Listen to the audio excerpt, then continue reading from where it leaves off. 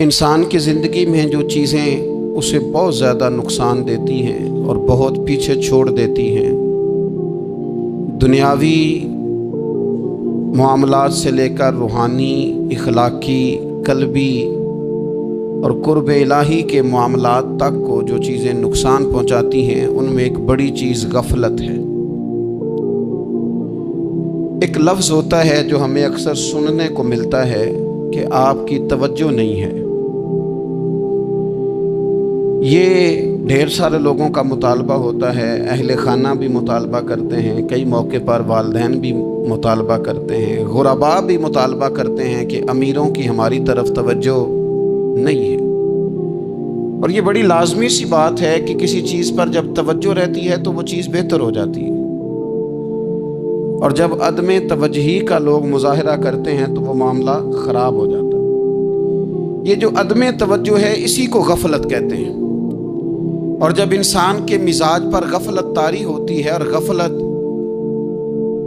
اس پر پوری طرح غلبہ کر لیتی ہے تو پھر اس کی زرخیز زمین کو وہ بنجر کرتی ہے۔ غفلت انسانی دل کے لیے بڑی نقصان دہ چیز ہے اور انتہائی تکلیف اور ضرر کا باعث ہے۔ دلوں پر جو قحط نازل ہوتا ہے، قحط، ویران ہو جاتے ہیں دل، اور جو دلوں پر خشکی نازل ہوتی ہے کہ طبیعتیں خشک ہو جاتی ہیں، یہ غفلت کی وجہ سے ہوتی ہے۔ جو لوگ غافل ہو جاتے ہیں نا، اپنے معاملات کا دھیان نہیں رکھتے، دیکھیں نا، آپ کو کھانا کھاتے بھی غافل نہیں ہونا چاہیے۔ اگر کھانا بھی غیر معتدل کھا لیا جائے تو وہ انسان کی طبیعت کے لیے باعث ضرر بن جاتا ہے، نقصان کا باعث بنتا ہے۔ بات کرتے ہوئے بھی غافل نہیں ہونا چاہیے، کئی دفعہ جملے ایسے نکل جاتے ہیں جو انسان کے لیے پھر شرمندگی کا باعث بنتے ہیں۔ انسان کو غافل ہو کر کوئی کام نہیں کرنا چاہیے، غافل ہو کر، مدہوش اور بے ہوش ہو کر نہیں۔ غفلت دل کو ویران کرتی ہے، طبیعت میں خشکی لاتی ہے۔ غافل کبھی نہ بنے۔ قرآن مجید فرقان حمید نے ارشاد فرمایا کہ اقترب للناس حسابہم، فرمایا لوگوں کے حساب کا وقت قریب آ گیا، وَهُمْ فِي غَفْلَةٍ مُعْرِضُونَ، اور وہ ابھی بھی غفلت میں منہ پھیرے ہوئے ہیں۔ ٹائم آ گیا حساب دینے کا، لیکن وہ ابھی بھی غافل ہیں۔ ہمارے جو زیادہ تر نقصان زندگی میں ہوئے ہیں وہ صرف ہماری غفلت کی وجہ سے ہوئے۔ ہم نے چیزوں پر توجہ نہیں دی، چیزیں گڑبڑ ہو گئیں۔ جس آدمی نے پھول لگائے ہوں، پھل لگائے ہوں، کھیتی لگائی ہو، وہ دانہ ڈال کے پانی دے کے فارغ نہیں ہو سکتا، اسے توجہ کرنی پڑتی ہے۔ اور کسی نے کہا تھا مالی جیندے ہون تو پھر بوٹے سوکھدے نہیں۔ اگر موجود ہونا ان کو سینچنے والا، رکھوالی کرنے والا، تو پھر ان کی جڑیں کبھی خشک نہیں ہوا کرتی۔ ہماری جو غفلتیں ہیں یہ بڑی ضرر کا باعث ہیں، نقصان کا باعث، اور مجبوری معاف ہوتی ہے، غفلت معاف نہیں ہوتی۔ اسکول میں پڑھتے تھے، مدرسے میں پڑھتے تھے، تو ایک مجبوری ہو گئی جی، خدا نہ خواستہ گھر میں کوئی پریشانی ہو گئی تو اساتذہ اس پر سزا نہیں دیتے۔ کوئی خوشی کا موقع ہے گھر میں، فیملی میں کسی کی شادی ہے، اساتذہ اس پر سزا نہیں دیتے۔ لیکن اگر کبھی پتہ چلتا تھا نا کہ یہ گھر سے تو آیا تھا لیکن مدرسے نہیں آیا، یہ اسکول نہیں آیا، رستے میں غافل ہو گیا، تو یہ بات خوفناک تھی۔ یہ قابل سزا جرم تھا کہ تو غافل ہو گیا اپنی پڑھائی سے، تو گھر سے آیا اور یہاں نہیں آیا۔ غفلت قابل سزا ہوتی ہے، مجبوری کی معافی ہوتی ہے۔ ہمارا آج کل جو مسئلہ ہے وہ غفلت کا ہے۔ ڈھیر سارے لوگ ہیں، سمجھدار بھی ہیں، سیانے بھی ہیں، معاملہ فہم بھی ہیں، باشعور بھی ہیں، تعلیم کی ڈگریاں بھی رکھتے ہیں، لیکن اگر ان کی زندگیوں کی تکلیفوں کو دیکھا جائے اور بے آباد روح کو دیکھا جائے اور سجدوں سے ان کی دوری کو دیکھا جائے تو ایک ہی بات سمجھ میں آتی ہے کہ پتہ سارا ہے لیکن لے ڈوبی ہے غفلت، توجہ نہیں کی۔ لائق بچہ بھی نالائق ترین زندگی گزارتا ہے، اس لیے کہ اس کے لائق ہونے کے ساتھ ساتھ اس کا توجہ کرنا بھی تو ضروری ہے نا۔ निरे लायक का क्या फायदा अगर वो मेहनती नहीं, अगर वो तवज्जो ही नहीं करता, अपना सबक ध्यान से सुनता पढ़ता ही नहीं, तो जितना मर्जी लायक हो पीछे रह जाएगा। और कई नालायक होते हैं, रट्टा लगा के पास होते हैं, पर चलो रट्टा तो लगाते हैं ना, मेहनत तो करते हैं ना, जद्दोजहद तो करते हैं। कई नालायक जद्दोजहद के बाइस आगे गुजर जाते हैं और कोई इसी चक्कर में रह जाते हैं, मैं बड़ा लायक हूँ, कल पढ़ लूँगा, परसों पढ़ लूँगा, हफ्ता तैयारी करके पास हो जाऊँगा। अपनी ज़िंदगी से गफलत का पर्दा उठाएं। और गफलत, उसके लिए फैसला करने की ज़रूरत होती है, प्लानिंग करने की नहीं, फैसला करने की ज़रूरत होती है कि मैंने अब गफलत करनी। हम ना जब भी कोई प्रोग्राम बनाते हैं तो मनसूबाबंदी शुरू करते हैं। मनसूबाबंदी ना करें, फैसला करें, कहें कि मैंने गाफिल नहीं होना। गफलत गर्क दुनिया का नाम है। अपने आप को गफलत से बचाएं। आप देखें हज़रत काब बिन मालिक रदी अल्लाह ताला अन्हु फरमाते हैं, बुखारी में मौजूद है, फरमाते हैं कि जंग में मैं पीछे रह गया था, मेरा ख्याल था कल चला जाऊंगा, घोड़े और सवारियां मेरे पास तेज़ हैं, मजबूत हैं, परसों चला जाऊंगा, तेज़ी से भाग के मैं पहुंच जाऊंगा, मैं काफिले के साथ शामिल हो जाऊंगा। लेकिन बस थोड़ी सुस्ती हो गई, ज़रा गफलत हो गई। आप फरमाते हैं जब सब लोग चले गए हुजूर अलैहिस्सलाम के साथ जिहाद में और मैं पीछे रह गया, तो फिर जब चंद दिन गुजर गए और महबूब के वापस आने का टाइम हो गया, तो अब मैं गौर करता समझता तो मुझे मदीने में यहाँ बुज़दिल लोग नज़र आते। और कौन नज़र आते? जो मुनाफिक थे। वो मुनाफिक बुज़दिल दिखाई देते या मुझे औरतें और बच्चे दिखाई देते। मैं परेशान हुआ। हुजूर वापस आ गए। जिन्होंने बहाने किए थे ना मुनाफिकीन ने, ये मजबूरी थी इसलिए नहीं जिहाद पे गए, ये जिन्होंने बहाने किए थे उन्हें मिल गई माफ़ी। और मैंने सच बोला, मैंने कहा या रसूलल्लाह मैं गाफिल हो गया था। अब कहते हैं मैंने जब कहा ना हुजूर सुस्ती हो गई थी, ज़रा गफलत हो गई, तो बंदा महबूब से गाफिल हो जाए, बंदा वहीं से गाफिल हो जाए। जो दम गाफिल सो दम काफिर, सानो मुर्शद एहो पढ़ाया। जब कहा ना हुजूर वो गलती हो गई, कोई मजबूरी नहीं थी, तो फरमाते हैं बाकियों को माफ़ी मिल गई, मेरे साथ हुजूर नाराज हो गए। एक दिन नहीं, 2 दिन नहीं, 50 दिन हुजूर नाराज रहे। मदीने की गलियों ने मुझे पहचानना छोड़ दिया। दरो दीवार से मुझे यूं लगता था कि मैं परदेसी हूँ। फरमाते हैं मैं मस्जिद में आता था, मैं जब महबूब को देखता तो हुजूर रुखे अनवर फेर लेते, और मुझे पता था जब मेरा चेहरा इधर उधर होता तो फिर करीम रहमत की नज़र फरमाते हैं 50 दिन मुसलसल। फिर मुझे हुक्म हुआ कि बीवी भी भेज दो, मेके बच्चे भी भेज दो, ननिहाल यानी तन्हा रह जाओ। फरमाते हैं वो मैंने कैदे तन्हाई काटी, लेकिन शुक्र अल्लाह का ये है कि मैं सच्चा था, बस ज़रा भूल गया था, बस ज़रा गफलत हो गई थी। तो फरमाते हैं फिर अल्लाह तबारक व तआला ने मेरे ऊपर फजल ये फरमाया कि मेरी तौबा का ऐलान रब ने कुरान मजीद में फरमाया। तो गाफिल ना बने कभी भी। हमारा ना मसला ये है, और आपने नाराज नहीं होना। ढेर सारे लोग गाफिल हो जाते हैं, मालदार भी गाफिल हैं, साहिबाने इल्म भी इल्ला माशाअल्लाह बहुत सारी जगहों पे गाफिल हैं। जिन लोगों को 4 लोग जानने लग जाते हैं, कोई मकाम हासिल हो जाता है, वो भी बहुत सारी जगहों से गाफिल हो जाते हैं इल्ला माशाअल्लाह। गफलत बड़ी तकलीफ वाला मंजर है। जो लोग समझते हैं ना मैं अब गुड बुक में आ गया हूँ, अब मैं अच्छा हो गया हूँ, अब मेरे लिए खैर कहा जाता है, मुझे अच्छाई शायद ये मुस्तकिल मेरे साथ रहेगी, तारीफ ही होगी हमेशा, वो भी गाफिल हो जाते हैं। और ये गफलत ठीक नहीं होती।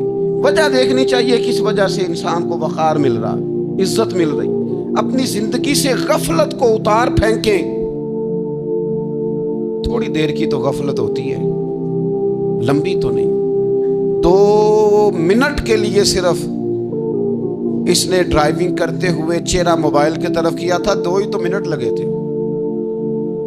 लम्हों ने खता की थी, सदियों ने सजा पाई। लम्हों ने खता की थी, सदियों ने सजा पाई। एक लम्हे के लिए गाफिल हुए थे और सदियां, नस्लें रोती रह गई पीछे।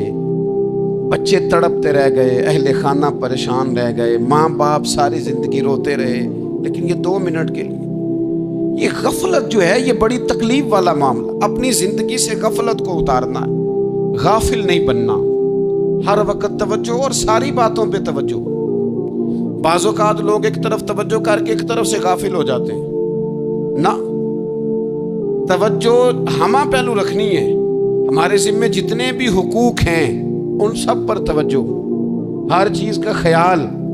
ایسا نہ ہو کہ عبادت کرتے رہ جائیں اور حقوق العباد ہم سے چھوٹ جائیں، اور حقوق العباد اتنے زیادہ ادا کریں. ایک صاحب مجھے کہنے لگے ایک دفعہ بڑے وثوق کے ساتھ کہنے لگے جی معاذ اللہ ثم نہیں جی ٹائم ملتا پھر نماز دا کی کریے، روزی کمانا بھی تو عبادت ہے نا.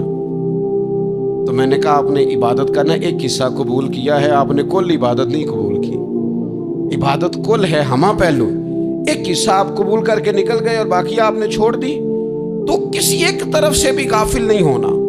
جتنی ذمہ داریاں ہیں، جتنی ڈیوٹیاں ہیں، ان سب کا خیال. اور جو بڑا آدمی ہوتا ہے، بڑا گھر میں بڑا ہو، قبیلے میں بڑا ہو، علاقے میں بڑا ہو، ادارے میں بڑا ہو، کلاس میں بڑا ہو، جو بڑا ہے اس کی تو ساری آنکھیں کھلی ہوئی ہونی چاہیے. ایک ایک پر اس کی نظر ہونی چاہیے کہ میری کہاں ضرورت ہے، کہاں مجھے اشک شوئی کرنی ہے، کس کے ساتھ میں نے کس طرح محبت کا رویہ رکھنا ہے. غافل نہ بنے. اچھا جی اب کیسے پتہ چلے گا کہ ہم غافل ہیں؟ یہ کیسے پتہ چلے گا؟ آپ کسی بندے سے بھی پوچھ لیں حالات کیا ہیں تو کہتا ہے اللہ کا شکر ہے کبھی کسی کا دل نہیں دکھایا، اللہ کا شکر ہے جی زمانہ ہو گیا 5 نمازیں پڑھتا، اللہ کا شکر ہے جی. کیسے پتہ چلے گا غافل ہے؟ پہلی علامت ہمارے علماء اور صوفیاء نے غافل بندے کی لکھی ہے. اس آئینے میں نے اور آپ نے اپنا آپ دیکھنا ہے. غافل بندے کی پہلی علامت یہ ہوتی ہے کہ وہ دنیاوی کاموں میں چست ہوتا ہے اور اللہ اور اس کے رسول کی فرما برداری میں سست ہوتا ہے. یعنی نماز کے وقت تو اسے نیند ستاتی ہے، پریشانی ہوتی ہے، لیکن اگر کسی جگہ مال مل رہا ہو، پیسے مل رہے ہوں، وہاں جانا ہو تو پھر اسے کوئی چیز بھی تنگ نہیں کر. دنیاوی کاموں میں چست ہوگا، یعنی ٹی وی کے آگے، موبائل کے آگے وہ گھنٹوں بیٹھا ہوا ہے. اور اگر اسے 25 منٹ قرآن پاک سننا پڑ جائے، اگر اسے 20 منٹ دینی محفل میں بیٹھنا پڑ جائے، اگر اسے کہا جائے کہ تو 20 رکعت نماز نفل ادا کر، دنیاوی کاموں میں چست ہے، دینی کاموں میں، یہ غفلت کی پہلی علامت. پھر ذاتی معاملات پہ پیسہ خرچ کرنا ہو تو ڈھیر سارا ہے، کسی غریب کی مدد کرنی ہو تو. وہ ہمارے ایک دوست ہیں، وہ اکثر کہا کرتے ہیں، وہ کہتے ہیں آج کل کسی سے کہنا فلائی کام میں، دینی کام میں، کسی کی مدد میں کچھ 4 پیسے خرچ کرنے ہیں تو لوگ کہتے ہیں ہاتھ تنگ ہے. ہاں کوئی سستا پلاٹ ملتا ہو نا، اور اگر یہ سمجھ آ جائے کہ وہ مجبور ہے بیچارہ بیچنے والا، تو پھر کہتے ہیں میں 2-3 دوستوں کو پھاڑ لے سن. ذاتی کاموں میں جب بندہ چست ہو اور دینی کاموں میں سست ہو تو مطلب یہ ہے کہ بندہ غافل ہے. پہلی علامت غفلت کی. اور غفلت کی دوسری نشانی یہ ہے کہ انسان گناہ کے کاموں کو معمولی سمجھنے لگ جاتا ہے. یہ غافل بندے کی نشانی ہے. گناہ کو معمولی سمجھتا ہے، چھوٹا سمجھتا ہے. آج کل لوگ کہتے نہیں میں کو اکیلا کر رہا ہوں، ساری دنیا ہی کرتی ہے. اور جناب کیا ہو گیا، اگر یہ غلطی ہو گئی تو بندے سے ہو ہی جاتا ہے. گناہ کو معمولی سمجھنا، چھوٹا سمجھنا اور کہنا پھر کیا ہو گیا ہے، انسان سے غلطی ہو جاتی ہے. آپ دیکھ لیں کہ سینکڑوں بیسیوں گناہوں کا بوجھ ہمارے سروں پہ ہوتا ہے، لیکن کوئی ہمارا دبدبہ ہے، کوئی ہماری گفتگو ہے، کوئی ہمارے جملوں میں خود پسندی ہے، کوئی ریاکاری ہے، کوئی تصنع. یہ غافل بندے کی علامت ہے. نبی اکرم صلی اللہ تعالی علیہ وآلہ وسلم نے فرمایا مومن اپنے گناہوں کو پہاڑ کی طرح سمجھتا ہے. یہ بخاری میں حدیث ہے. مومن پہاڑ کی طرح جانتا ہے اور وہ ڈرتا ہے کہ کہیں وہ پہاڑ اس کے اوپر گر نہ جائے، یعنی کہیں مجھے میرے گناہ کی سزا نہ مل جائے. چھوٹے گناہ کو بھی پہاڑ جانتا، یار مجھ سے غلطی ہو گئی، مجھے ٹھیک کر لینی چاہیے، مجھے معافی لے لینی چاہیے، مجھے توبہ کر لینی چاہیے. مومن اپنے اوپر گناہ کو پہاڑ کی جانب سمجھتا ہے. اور حضور علیہ الصلوۃ والسلام فرماتے ہیں کہ یہ جو فاسق اور فاجر ہوتا ہے نا، اللہ کا نافرمان، یہ گناہ کو مکھی کی طرح سمجھتا ہے. یہ سمجھتا ہے میں نے اشارہ کرنا ہے مکھی نے اڑ جانا ہے. مومن کی علامت یہ ہے کہ وہ پہاڑ جانتا ہے اگر غلطی ہو جائے تو پہاڑ. امام اعظم ابو حنیفہ رحمۃ اللہ علیہ گزر رہے تھے تو بارش ہو گئی تھی اور کوفہ میں کیچڑ تھا. تو آپ نے جو جوتے پہنے ہوئے تھے ان جوتوں سے چلتے ہوئے نا آپ کے پاؤں سے کچھ مٹی اڑی. تو سامنے ایک یہودی تھا. اب اس زمانے میں دیواریں کچی ہوتی تھی. اس کے دیوار پر جا کے وہ مٹی جو تھی وہ لگ گئی. اب امام صاحب بڑے پریشان ہوئے کہ میں نے اس کی دیوار کو آلودہ کر دیا. یہاں تو لوگ اپنی اینٹیں رکھتے رکھتے کئیوں کی دیواریں توڑ ہی دیتے ہیں اور پھر وہ اس پر ماننے کو بھی تیار نہیں ہوتے, تسلیم کرنے کو بھی تیار نہیں ہوتے. وہ کہتے ہیں پھر کیا ہو گیا, اب ہمارا یہاں گھر ہے تو ہم نے ٹرالی منگوانی نہیں تھی, ہمارا حق بنتا تھا. امام صاحب کے پیروں سے ذرا کیچڑ اڑا, یہودی کی دیوار پہ لگا, اس کی کچی دیوار تھی. امام صاحب پریشان ہو گئے, سوچنے لگے کہ اگر میں دیوار سے یہ کیچڑ اتارتا نہیں تو یہ بھی زیادتی ہے, میں نے اس کی دیوار کو گدلا کر دیا, اور اگر میں اتارتا ہوں تو کچھ مٹی اس کی دیوار کی بھی اتر جائے گی, کچی دیوار ہے, یہ بھی زیادتی ہے. مومن گناہ کو پہاڑ کی طرح سمجھتا ہے کہ کہیں گر نہ جائے, اس کی بھی کہیں سزا نہ مل جائے. امام صاحب نے اس کے دروازے پہ دستک دی, وہ باہر آیا تو اتفاق سے وہ آپ کا مقروض بھی تھا, اس نے پیسے دینے تھے. باہر نکلتے ہی کہنے لگا اوہو آپ تو قرض لینے آ گئے, میرے پاس تو ابھی گنجائش نہیں ادا کرنے کی. تو امام صاحب کہنے لگے تو قرض چھوڑ, وہ میں نے معاف کیا, میرے سے غلطی ہو گئی ہے. میں آ رہا تھا, لکڑی کے جوتے اس زمانے میں کھڑاؤں لوگوں نے پہنے ہوتے تھے, کہا وہ میرے پیروں سے ذرا کیچڑ اڑا ہے, تیری دیوار پہ لگ گیا ہے. اب میں بڑی دیر سے کھڑا سوچ رہا ہوں کہ اگر میں تیری دیوار صاف نہ کروں تو میں نے یہ میلی کر دی, گدلی کر دی, یہ بھی بات درست نہیں ہے, زیادتی. اور اگر میں اسے صاف کرتا ہوں کچی دیوار سے کچھ مٹی اتر جائے گی تو یہ بھی زیادتی ہے. اب تو بتا میں کیا کروں. تو بے موسمہ پھل تھا نا یہ, تو بے موسمہ پھل دیکھ کے بندہ حیران ہو جاتا ہے. جو باتیں روٹین میں نہ ہو رہی ہوں وہ ذرا انوکھی لگتی ہے, بندہ حیران ہو گیا. غور سے امام صاحب کا چہرہ دیکھنے لگا, غور سے چہرہ دیکھنے لگا. اور پھر تھوڑی دیر سوچنے کے بعد کہنے لگا حضور پہلے میں نے دین اسلام کے بارے میں پڑھا اور سنا تھا, آج میں نے دین دیکھا ہے. پہلے میں نے سنا تھا کہ دین اسلام اس طرح کا ہے, آج میں نے دین. ہم نہ پوری دنیا کے کافروں کو دین سنانا چاہتے ہیں, دکھانا نہیں چاہتے. ہم نیک نظر آنا چاہتے ہیں, نیک بننا نہیں چاہتے. ہم نیک نظر آنا چاہتے ہیں. نتیجہ کیا نکلتا ہے کہ کچھ عرصے کے بعد پتہ چل جاتا ہے بندہ کس لیول کا نیک ہے, کیا معیار ہے اس کی نیکیوں کا. کہنے لگا حضور پہلے میں نے دین سنا تھا, آج دیکھا ہے. آپ وہ مٹی کی دیوار پر جو کیچڑ لگ گیا ہے, دیوار کو بعد میں صاف کیجئے گا, پہلے کلمہ پڑھائیں تاکہ میرے اندر کا کفر صاف ہو جائے, مجھے مسلمان کر دیں. تو غافل آدمی جو ہوتا ہے نا وہ پھر تیسری بات, جب بندہ بہت زیادہ غافل ہو جاتا ہے پھر اعلانیہ گناہ کرنے لگتا ہے. ایک گناہ اور اس کا اظہار گناہ. ایک بندہ حدیث پاک میں آتا ہے, ایک بندہ رات کو کوئی غلطی کرتا ہے, اللہ تعالیٰ اس پہ پردہ ڈال دیتا ہے, لیکن وہ سویرے خود لوگوں کو بتاتا پھرتا ہے میں نے یہ کیا, میں نے یہ کیا. جب آپ اظہار گناہ کرتے ہیں نا تو سامنے والا بھی دلیر ہوتا ہے, کہتے ہیں اس نے کیا میں کر لوں گا تو پھر کیا ہوا.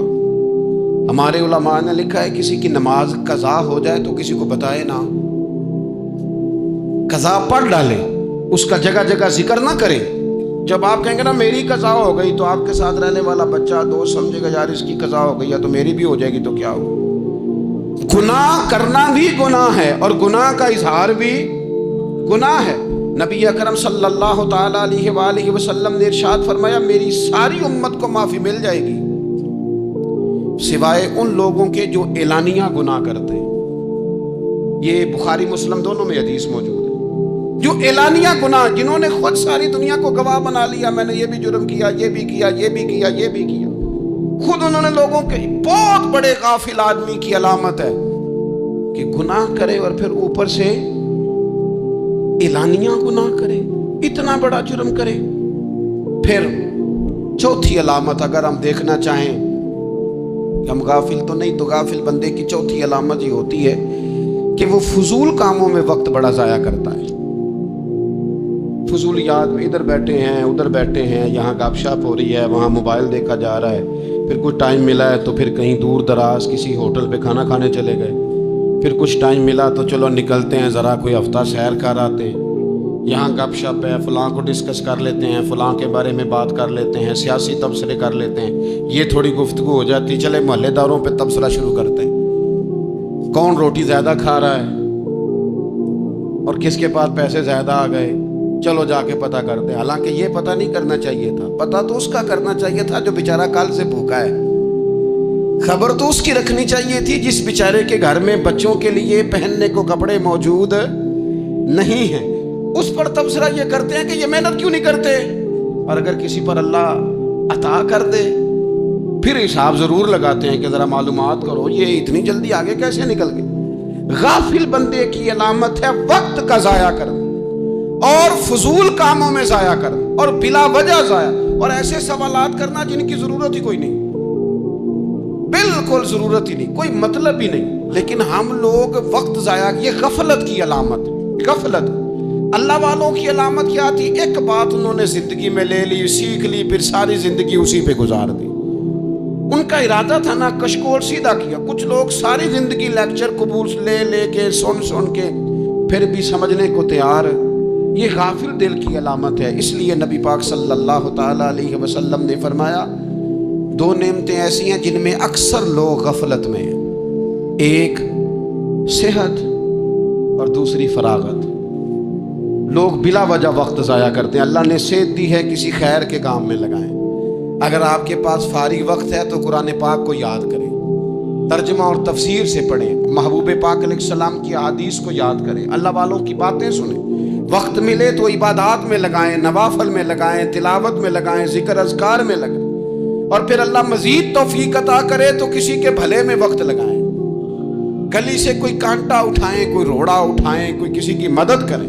لیکن یہ غافل ہونے کی علامت ہے کہ اپنے وقت کو ضائع کرنا۔ اور پھر اسی طرح غفلت کی پانچویں علامت یہ ہے کہ اگر بندے کو دنیا سے پورا پیار ہو جائے، یعنی شب قدر میں بھی آ کے کہتا ہے یا اللہ کبھی پیسے دے دینا، شب برات والے دن بھی کہتا ہے کہ مالک اگر کبھی کوئی ایسا سبب لگ جائے نا، یعنی بیت اللہ شریف کے سامنے کھڑے ہو کے بھی اگر اس نے مال ہی مانگنا ہے وہاں بھی اس نے یہی سوال کرنا ہے، حب دنیا اتنی غالب آ جائے، تو یہ غافل ہونے کی علامت۔ دنیا ضرورت ہے، مقصد نہیں ہے، دنیا کی حاجت ہے، مقصد نہیں ہے، یہ مقصود نہیں۔ اور جب لوگ فقط دنیا کے مال کو، دولت کو، نبی پاک علیہ السلام نے فرمایا وہ لعنتی ہے جو درہم اور دینار کا بندہ بن گیا ہے، پیسوں کا بندہ بن گیا ہے، مل جائے تو خوش ہوتا ہے، نہ ملے تو تکلیف میں آ جاتا ہے۔ یہ غافل بندے کی علامت۔ مومن تو وہ ہوتا ہے کہ دولت رزق حلال ضرور کماتا ہے تاکہ کسی کے آگے ہاتھ نہ پھیلانا پڑے، کوشش ضرور کرتا ہے، پر دنیا کو جیب میں جگہ دیتا ہے، دل میں نہیں دیتا۔ اس کی جگہ جہاں ہے اسے وہاں رکھتا ہے، اسے دل میں جگہ، دل تو ایک ہے، اس میں رب رسول کو بسائیں گے یا کسی اور کو بسائیں گے؟ تو حب دنیا یہ غافل ہونے کی بہت بڑی علامت ہے۔ پھر اسی طرح جو بندہ رب کریم کو جانتا نہیں نا وہ بھی غافل ہو جاتا ہے۔ ایک تو جو یہ نہیں نہ جانتا کہ رب کریم سزا دے گا، مجھے دیکھ رہا ہے، اسے نہ اونگ آتی ہے نہ نیند آتی ہے، جو اس کی معرفت نہیں رکھتا کہ میرا رب ہر وقت مجھے دیکھ رہا ہے، وہ بھی غافل ہو جاتا ہے۔ جسے پتہ ہونا کہ مجھے دیکھ رہا ہے وہ غافل نہیں ہوتا۔ اور جو یہ سمجھ لیتا ہے نا کہ شاید معاذ اللہ ثم اس یقین کو پکا نہیں کرتا، وہ غافل ہو جاتا ہے۔ اور ایک جو یہ نہیں نہ جانتا کہ رب مہربان کتنا ہے وہ بھی غافل ہو جاتا ہے۔ مجھے بتائیے سب سے زیادہ تو بندہ اس کے دروازے پہ جاتا ہے نا جو سب سے زیادہ مہربانی کرنے والا ہو، اس دروازے سے بندہ اٹھتا ہی نہیں۔ تو جس کو یہ یقین ہو جائے نا سب سے زیادہ کرم فرمانے والی ذات اللہ رسول کی ہے، وہ کبھی رب رسول سے غافل نہیں ہوتا۔ وہ کبھی اللہ رسول کا دروازہ چھوڑ کے نہیں جاتا، وہ کبھی کسی اور جگہ جا کے پناہ تلاش نہیں کرتا۔ جسے پتہ چل جائے نا وہ کریم کتنا ہے، مہربان کتنا ہے۔ مولا رومی رحمت اللہ علیہ فرماتے ہیں بہت بڑا مجرم تھا ایک بندہ، بہت بڑا گناہگار تھا، بت کو پوجتا تھا، تھک گیا، ساری رات بت کے سامنے کھڑا تھا، معاذ اللہ یا صنم یا صنم یا صنم کہتے، تھک گیا، نیند آ گئی، اونگ آ گئی۔ جب پوری طرح نیند آ گئی اور دماغ پہ نیند قبضہ کرنے لگی تو اس کے منہ سے نکل گیا، صنم صنم کہہ رہا تھا نا، نکل گیا یا صمد، او بے نیاز مالک۔ رب کریم نے فرشتوں سے فرمایا دوڑ کے جاؤ، جو کہتا ہے اسے دے دو۔ فرشتے کہنے لگے مالک تو بت کو پکار رہا تھا، اس نے تو غلطی سے نام لیا ہے۔ فرمایا مجھے نہیں پتا، لیکن دیکھو نا اس نے مجھے پکارا تو ہے نا، کتنی دیر سے جھوٹے کو پکار رہا تھا، اس کا معاملہ حل نہیں ہوا، اب اگر سچے کو پکارنے پہ بھی حل نہ ہوا تو فرق کیا رہ جائے گا؟ دے دو جو مانگتا ہے، دے دو۔ میرے دوست کر پتہ چل جائے وہ کریم کتنا ہے، وہ مہربان کتنا ہے۔ میرے رسول پاک علیہ الصلوۃ والسلام نے تو فرمایا تیری آنکھ سے اگر اس کے خوف سے اتنا آنسو بھی نکل گیا جتنا مچھر کا پر ہوتا ہے، تو جس طرح بھینس کے تھنوں سے نکلا ہوا دودھ واپس تھنوں میں نہیں نہ جاتا، جو اتنا بھی روئے نہ روئے اللہ کے خوف سے، وہ بندہ دوزخ میں نہیں جائے گا۔ تھوڑی دیر کے لیے ڈر جائے اپنے رب سے، آئے تو صحیح، عدم معرفت غفلت پیدا کر دیا تو آ تو صحیح، وہ تو کریم ہی بڑا ہے، وہ تو مہربان ہی بڑا ہے۔ حضرت زنیرہ رضی اللہ تعالی عنہ حضور کی صحابیاں ہیں۔ ایام جو مکے کے تھے مسلمانوں پر بڑی آزمائش کے تھے، انہیں بڑا مارا کفار نے، اتنا مارا کہ ان کی بینائی چلی گئی، نظر آنا بند ہو گیا۔ کافروں کی عورتوں نے تانا دیا کہ تو نے ہمارے بت چھوڑے ہیں نا، تو دیکھنا تیری بینائی چلی گئی۔ تو جناب زنیرہ اللہ پہ بھروسہ، توکل، معرفت الہی کا جذبہ، اٹھ کے کھڑی ہو کہنے لگی چپ کرو، تمہارے جھوٹے بت کیا کر سکتے ہیں، میرا رب چاہے تو صبح جب میں اٹھوں تو میری آنکھیں روشن ہو، اگر کریم کرم کر دے۔ لوگ کہتے ہیں واقعی ایسا ہوا، جب وہ سویرے اٹھی تو اللہ نے ان کی روشنی واپس کر دی تھی۔ تجھے پتہ چل جانا وہ مہربان کتنا ہے۔ وہ ایک بزرگ تھے تو ان سے کسی نے کہہ دیا کہ اگر آپ کا حساب آپ کے ماں باپ کے ذمہ ہو جائے تو پھر کیسا، پوچھنے کے لیے قیامت میں اگر ماں باپ حساب لیں تو پھر کیسا۔ بڑے سیانے لوگ تھے جو دل والے تھے، کہنے لگے نہیں، رب کریم ہی ٹھیک ہے، اس لیے کہ وہ ماں باپ سے کہیں بڑھ کر پیار کرنے والا ہے۔